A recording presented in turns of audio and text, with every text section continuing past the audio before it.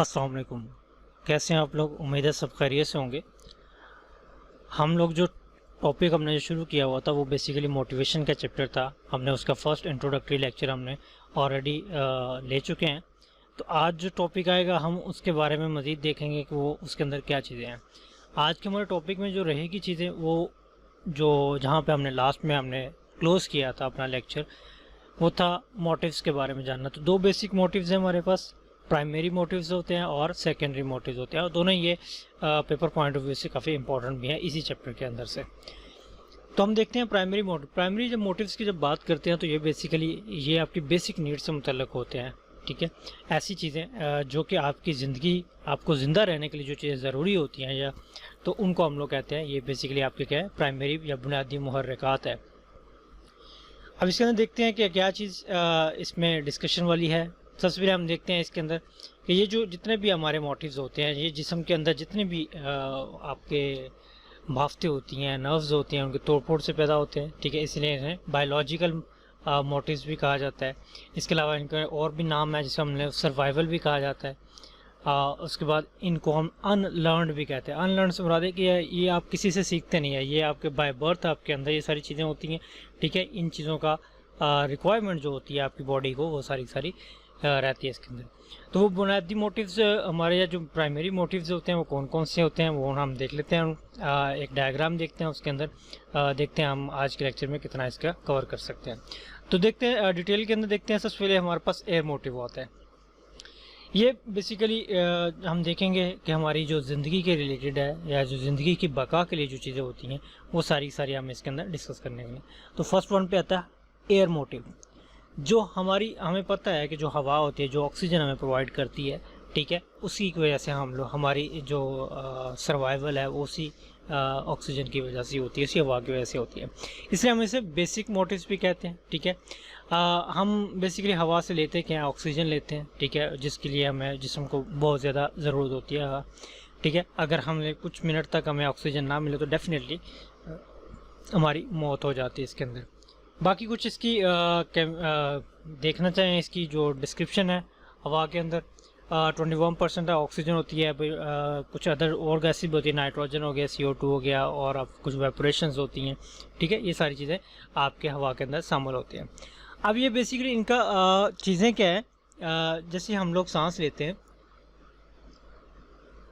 तो जो ऑक्सीजन होती है वो बेसिकली हमारे लंग्स में जाती है, लंग्स को पंप करती है, जिससे हम लोग कहते हैं सांस लेते हैं। ठीक है, तो जब हम सांस लेते हैं तो हमारा कार्बन डाइऑक्साइड जो होती है वो एक्सक्रीट होती है, वो हमारे जिस्म से बाहर निकल जाती है। तो ये सारी चीज़ें हमें इस चीज़ के जो इम्पोर्टेंस का आइडिया है इस चीज़ के बारे में। अब देखें इसका इफ़ेक्ट हमारी बॉडी पे क्या आता है। हमने इसके बारे में ऊपर बात की कि अगर ऑक्सीजन हमें प्रोवाइड ना की जाए तो डेफिनेटली हमारी मौत वाक़या हो सकती है। ठीक है, अगर कुछ अर्सा तक सही तनासुब से ऑक्सीजन भी ना मिले तो भी आपके अंदर क्या स्ट्रेस आता है। ठीक है, आपको नींद सी रहती है, आपको बेहोशी जैसी कैफियत आती रहती है, गश पड़ने शुरू हो जाते हैं। ठीक है, तो ये बेसिकली इसलिए होता है कि हमें पापा। इसी तरह जब हम बात करते हैं कि जब कोई लोग डेप्थ के अंदर जो लोग काम करते हैं तो डेफिनेटली वो अपने साथ क्या रखते हैं, ऑक्सीजन के सिलेंडर वगैरह रखते हैं। ठीक है, और इसी वजह से अगर ऐसा ना हो तो फिर उनको सर चकराने लगता है, उनका जो मेंटल जो लेवल होता है वो डाउन हो जाता है, मेमोरी डैमेज हो जाती है। तो इंसान जो होता है बेहंगम सी हरकत शुरू कर देता है, उसकी बॉडी उसके कंट्रोल में नहीं रहती है। सेकेंड मोटिव आता है ऑक्सीजन के बाद हम बात कर लेते हैं भूख की। भूख भी हमें बेशक ज़रूरत है। जब भी हम कोई भी एक्टिविटी परफॉर्म करते हैं तो उसके लिए हमें कोई ना कोई एनर्जी कंज्यूम करती है हमारी बॉडी। तो जब एनर्जी कंज्यूम होती है तो एनर्जी कहीं ना कहीं से हमें रिक्वायर्ड भी होगी, रीफ्यूल तो करना है बॉडी को। तो रीफ्यूल जब जैसे ही आपके अंदर ये एनर्जी की कमी होती है तो आपको भूख का एहसास होना शुरू हो जाता है। ठीक है, भूख का जो मुहर्रक होता है ये कैसे होता है, ठीक है, इसके बारे में भी बहुत सारे तजर्बात किए गए हैं। हम उसमें कुछ चीज़ों को देखते हैं। सबसे पहले होते हैं कि कौन कौन से ऐसे क्यूज़ होते हैं जो कि आपके लिए हंगर के सिग्नल्स प्रोवाइड करते हैं, जिससे हमें पता चलता है कि हमें भूख का एहसास, हमें कुछ खाना चाहिए। सबसे पहले हम देखते हैं कॉन्ट्रैक्शन ऑफ स्टमक। तो मैदे का सिकुड़ना क्या होता है। देखिए, जब भी आप मैदे के अंदर खुराक नहीं होगी तो वो डेफिनेटली वो सिकुड़ना शुरू हो जाएगा। वो उस तरह पंप नहीं होगा, तो भूख की वजह। अब इसके ऊपर मिलर ने और उसके साथियों ने इस बात को मालूम किया एक्सपेरिमेंट के ज़रिए कि जब आपका स्टमक जो एम्प्टी होता है तो वो क्या होता है, कॉन्ट्रैक्ट हो जाता है, और खालीपन का ये जो एहसास होता है यही बेसिकली क्या भूख का जो मोटिव होता है वो बेदार कर देता है। उसके बाद कैनन और कॉल्सन ने भी इस नुक्ता नज़र की तायद की और साबित करने के लिए एक तजर्बा भी किया। अब तजर्बे में क्या था, उन्होंने एक रबड़ की एक थैली ली, जिसको स्टमक में डाला, स्टमक के अंदर उसके अंदर हवा भरी, ठीक है, जो थैली मैदे की दीवारों से चिपक जाए। इस थैली में होने वाली तब्दीलियों को नाली के दूसरे हिस्से से जो कि मुंह से बाहर थी देखा जा सकता था। तो उन्होंने इससे साबित किया कि जब आप भूखे होते हैं या भूख का एहसास होता है आपको, तब आपका क्या मैदा सिकुड़ा होता है। फिर इसके बाद डेविल कॉफील्ड और एवन ने इस के ऑपोजिट बात की है। उन्होंने कहा कि जानवरों पर जब बात करके उन्होंने साबित किया कि अगर जानवरों का मैदा निकाल भी दिया जाए तब भी उन्हें भूख का एहसास होता है, ठीक है। स्टमक बेसिकली उसका जो स्टोरेज के लिए होती है वो सहूलत ख़त्म हो जाती है अगर आपका स्टमक ना हो। एनर्जी कंजम्पशन के बारे में आपको ऑलरेडी बता चुका है। जब भी हम लोग कोई भी एक्टिविटी परफॉर्म करते हैं तो हमारी बॉडी को एक ड्यू लेवल की एनर्जी रिक्वायर्ड होती है। जब आपकी तवानाई में या एनर्जी में कमी आती है तो डेफिनेटली आपको भूख का एहसास होता है।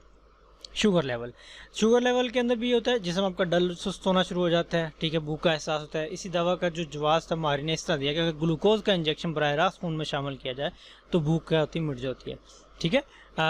तो इसके बरक्स इंसुलिन के इंजेक्शन से भूख का एहसास क्या होता है, पैदा हो जाता है। ये बेसिकली शुगर के पेशेंट को ज़्यादा अच्छे से समझ आ सकती है इस चीज़ों को। इंसेंटिव फैक्टर्स भी हो सकते हैं। फॉर एग्जाम्पल अगर आपको कोई फ्री का खाना मिल जाए, ठीक है, या कोई आपको ऐसी चीज़ हो जो आपको मनपसंद हो, तो डेफिनेटली वो भी आपके लिए क्या क्रेविंग का बायस बनती है। अब इस सारी चीज़ के अंदर हाइपोथैलेमस का रोल क्या होता है। हाइपोथैलेमस बेसिकली आपके लिए भूख प्यास को कंट्रोल करता है। तो अगर इस पर कोई डैमेज हो जाए तो आपको इस चीज़ का एहसास क्या होता है, ख़त्म हो जाता है, ठीक है। तो ये चीज़ें हमने ऑलरेडी डिस्कस किया। साइकोलॉजिकल फैक्टर्स के अंदर भी आप इसको बेसिकली छोड़ सकते हैं। आपको पता ही है डेफिनेटली आप जब भूखे होते हैं तो क्या क्या उल्टी सीधी हरकत करते हैं, गुस्सा चढ़ता है आपको, बर्तन वगैरह तोड़ते होंगे घरों में, ठीक है, या लड़ाई झगड़ा करते हो या इरीटेट होते होंगे इन सब चीज़ों से। तो ये बेसिकली साइकोलॉजिकल फैक्टर्स के अंदर ये सारी चीज़ें आती हैं। इसके इफ़ेक्ट्स में वही चीज़ें हैं सारी हमने बात कर ली, मैंने आपको बताया है। चिड़चिड़ापन आता है, जो कॉम्प्लेक्स हो जाता है बंदा, आपको गुस्सा आता है, आपको चोरी शिकारी, ठीक है, और फिर कानूनी शिकनी होती है इसके अंदर, ठीक है, जो आपकी क्रिएटिव जो एबिलिटीज़ होती हैं वो भी ख़त्म होने शुरू हो जाती हैं। तो ये सारी बेसिकली क्या होती हैं, इसके अंदर इफ़ेक्ट आते हैं आपकी बॉडी के अंदर, ये सारी चीज़ें। थर्ड नंबर पे आता है थर्स्ट मॉडल, भूख होगी। अब प्यास की बात है, प्यास भी भूख की तरह ही सारी अमल होती है,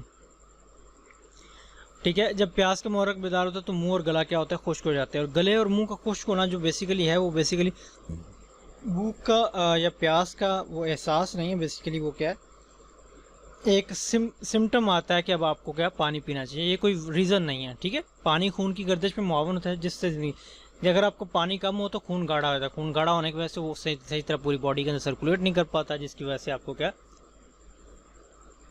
लो ब्लड प्रेशर हो जाता है। लो ब्लड प्रेशर के अंदर फिर आपको क्या पानी पीना चाहिए, ठीक है, ताकि आपका खून क्या हो, पतला होना शुरू हो जाए। अब देख लेते हैं इसके अंदर और क्या क्या चीज़ें हैं। डाइजेशन सबसे पहले आती है। पानी की कमी जो होती है खुराक हजम करने के अमल को मुतासिर करती है। फॉर एग्जाम्पल अगर खाने के साथ आपको पानी पहले पानी पिया जाए तो ये बेसिकली मुआवन होता है आपके खुराक को हजम करने के लिए। उसके बाद आता है जो जितने भी आपकी सॉल्ट लेवल होता है उसको भी, नमकियात की मकदार को बढ़ाता है, ठीक है। इससे भी क्या होता है आपका भूख प्यास का एहसास क्या होता है, बढ़ जाता है।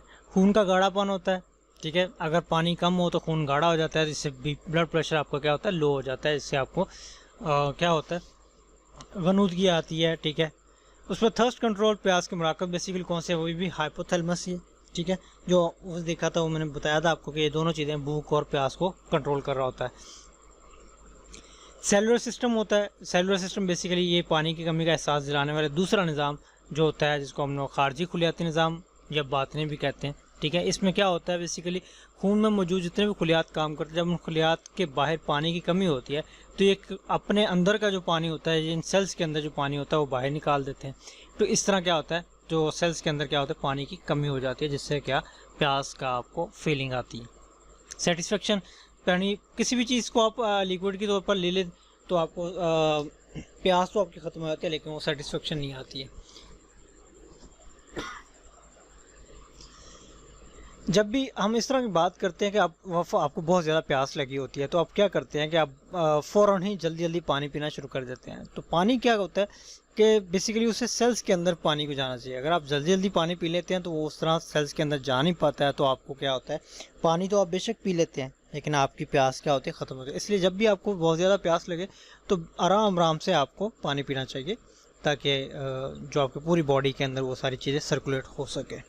इसी वजह से बोला जाता है कि आप बिस्मिल्लाह पढ़ें और 3 सांसों के अंदर पानी को पिएं, आराम आराम से पिएं, बल्कि चबा चबा के कहते हैं पानी पीना चाहिए, ये सुन्नत है। अब इसके क्या इफ़ेक्ट्स क्या आ सकते हैं, ये बेसिकली दूसरे नंबर पर आता है शिद्दत के लिहाज से, इंटेंसिटी की वजह से। तो बहुत से जो दिनों तक प्यास बर्दाश्त नहीं कर सकता है इंसान, तो माहिरीन जो होते हैं वो कहते हैं कि आम दिनों में 3 दिन से ज़्यादा प्यास बर्दाश्त नहीं की जा सकती। भूख की कमी भी पानी की मदद से ही बर्दाश्त की जा सकती है। यानी फ़र्द को क्या पानी मिलता रहे तो ज़्यादा दिनों तक खाना खाए बगैर ज़िंदा रह सकता है। इस तरह जब आपको वोमिटिंग वगैरह होती है तो आपका क्या जिस्म का जितना पानी होता है वो तेज़ी से खारिज हो जाता है, इसलिए आपको पानी की कमी हो जाती है। ठीक है, पानी की कमी से क्या आपके जिस्म में एसिडिटी बढ़ती है। एसिडिटी की वजह से आपका जो ब्लड प्रेशर होता है उसमें जो सर्कुलेशन होती है उसमें भी आपकी हर्डल्स पड़ती हैं। तो इस तरह बहुत सारे आपके जिस्मानी मसाइल जो होते हैं वो सारे के सारे इसके अंदर शामिल हो जाते हैं। नेक्स्ट आ जाता है हमारे पास स्लीप मोटिव। सोने का मकसद नींद बेसिकली बहुत बड़ी नेमत होती है और एक फितरी तकाजा भी होता है हमारे पास। जो भी इंसान ज़िंदा है उसके लिए एक बुनियादी ज़रूरत होती है। नींद के दौरानिए में तो डेफिनेटली फ़र्क हो सकता है, हर इंसान अपनी रूटीन के मुताबिक सोता है। कोई बहुत ज़्यादा सोते हैं, कोई बहुत कम सोते हैं, ठीक है, या कईयों को तो नींद भी नहीं आती। नींद से बेसिकली होता क्या है, जिस्म आरामदेह हालत में होम्योस्टेसिस कंडीशन में चला जाता है। फॉर एग्जांपल आपके सारे के सारे मसल्स को क्या रिलैक्स हो जाते हैं, ताकि वो इजीली नेक्स्ट डे जब भी आप उठते हैं तो आपको ऐसा फील होता है कि आप बहुत ज़्यादा एक्टिव होते हैं। तो नींद के दौरान जो होता है सांस की रफ्तार क्या होती है, स्लो हो जाती है। मदम दिल की धड़कन भी क्या आहिस्ता हो जाती है। जिस्म ढीला पड़ जाता है, जितने भी तजाबियत होती है वो सारी वेस्ट हो जाती है। तो सारे के सारे जो रोज़मर्रा के तजर्बात की क्या ऑर्गेनाइजेशन होती है। इसलिए जितनी जगह पुरसकून होगी उतनी अच्छी नींद आती है। ठीक है, और अच्छी नींद के बाद इंसान हमेशा एक्टिव उठता है। उसके बाद हम लोग इसको आप रीड करके देखिएगा, आपको डेफिनेटली कुछ ना कुछ अच्छा मिलेगा चीज़ों के अंदर। इसके बाद इफेक्ट देख लेते हैं। इफेक्ट बेसिकली आपको लिखना है इसके अंदर ज़रूरी नहीं है, बस आप थोड़ा सा हाईलाइट करें इन चीज़ों को एग्जांपल के तौर पर कि क्या पॉसिबल इफ़ेक्ट हो सकते हैं अगर वो आपका मोटिव पूरा ना हो। तो आप इसको ज़्यादा लेंथी नहीं करेंगे, जस्ट टू बी सिर्फ एक पॉइंट आउट करने की वजह से आपने जस्ट एक हेडिंग ऐड करनी है साथ में इसके। तो जब भी हम अब बात कर रहे थे हम नींद के बारे में, तो अगर नींद के अंदर कोई मसला मसाइल आ जाता है तो नींद के मुहर्रक की तस्दीक अगर ना हो तो क्या होता है, आपके अंदर सुस्ती आ जाती है, आप बहुत ज़्यादा डल फील करते हैं। क्रिएटिव माइंड जितना होता है वो सारी की सारी आपकी क्या ख़त्म हो जाए। इसलिए ज़रूरी होता है कि आप एक रीज़नेबल टाइम आपको सोना चाहिए इन चीज़ों के अंदर। ठीक है, उसके बाद आता है फैटीग रिडक्शन मोटिव। जो भी आपकी थकान होती है उसको दूर करने का जो मोटिव होता है वो बेसिकली आपको पता है, आपने इससे लास्ट वाला जो टॉपिक देखा है उसके अंदर हमने देखा कि सो के ही हम लोग ज़्यादा थकावट अपनी दूर करते हैं। ठीक है, आराम किया जाता है, थकान एकदम पैदा नहीं होती बल्कि एक आहिस्ता आहिस्ता ये चीज़ बढ़ती है। तो थकावट को दूर करने के लिए जब आराम किया जाता है तो थके हुए आपको क्या सुकून मिलता है। अब इसकी वजह क्या हो सकती है पॉसिबल, लैक्टिक एसिड नामी एक तेज़ाब होता है, एक एसिड होता है आपकी बॉडी के अंदर। जब इसके अंदर बहुत ज़्यादा इजाफा हो जाता है तो हमारी क्या तवानाई क्या होती है, खर्च होती है।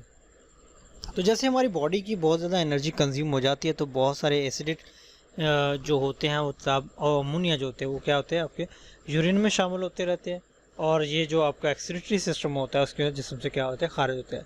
जब आप कंटिन्यूस इस चीज़ के ऊपर काम करते रहते हैं तो ये सारे के सारे खारिज होने के बजाय दोबारा खून में शामिल, जिससे खून में क्या होता है तेज़ाबियत या एसिडिटी जिसे हम कहते हैं वो बढ़ने शुरू होती है और खून क्या होता है गाढ़ा हो जाता है।